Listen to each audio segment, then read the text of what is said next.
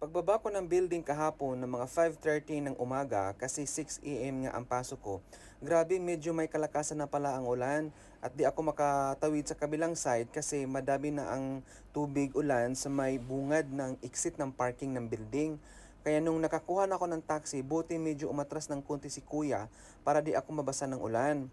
Dumating nga ako ng Dubai Mall at medyo kalmado ang paligid pero bago ako umakyat, sakto, nagbukas ang isang kapeterya kaya bumili muna ako ng kape. Masarap kasi magkape pag ganitong panahon na medyo maulan lalo na sa umaga. Ito lang talaga ang challenge ko every morning pag nagkakape ako. Parang lagi akong tinatawag ng kalikasan.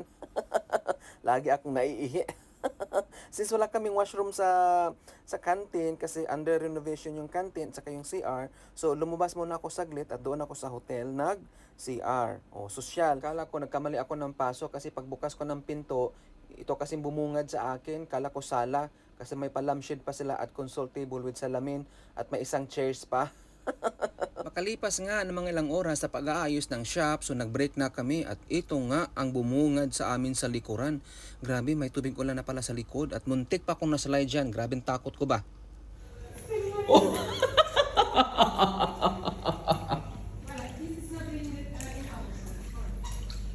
Oh, this is not funny! My goodness! I almost...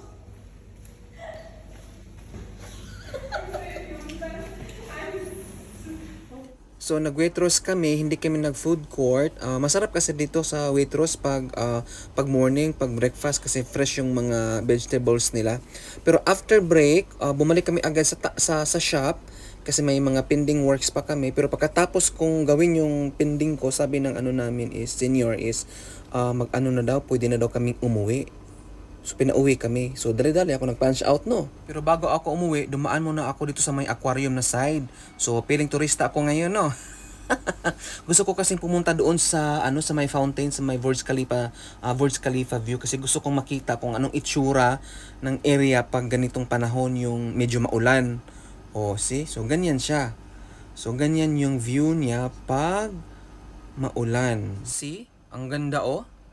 The tallest building in the world. Only in Dubai. See, grabe oh. Actually may mga pa dito, may mga turista pa rin dito nagpicture. Ayan, kahit umuulan na. Sa mga oras na 'yan, gumagana pa ang metro. So buti na lang nakahabol pa ako bago sila nag-stop ng operation kasi nga masyado nang malakas ang ulan. So nung pagbaba ko ng Riga, so syempre, dadaan muna tayo sa tita ng mga kabayan, si Tita Julis kasi bibili tayo ng tinapay. Tita Julis, tita ng mga kabayan sa Dubai. Tumatakbo na ako niyan kasi wala akong dalang payong kasi medyo lumalakas na yung ulan. Kaya dito ako sa may medyo gilid dumaan ng building. Kaya lang may mga may mga tropa tayong mga patan dyan.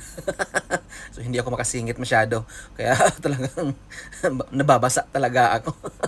So dumating na nga ako sa building, paakyat na ako niyan. At saka syempre pagdating ko, nagbihis ako agad kumain kasi nagutom, 'di ba? So habang kumakain kami, hindi namin alam na talagang lumalakas na ng lumalakas at bumabaha na sa baba. At ito nga iniisa-isa kong binaba yung mga bulaklak namin sa balcony. At least maka-experience sila ng ng tubig ulan makaligo sila ng ulan. As in guys, grabe ka kusog ng ulan. At least nagbuka na siya, wala nang Pero ang balcony, puno ng tubig. Kaya lang yung mga bulaklak kasi ng bunggambilya ng lagas, pag dito sa drainage niya, bumabara. No.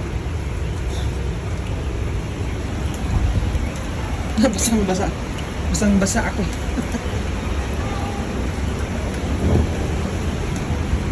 Sige guys, yan lang muna. Maraming salamat. Bye!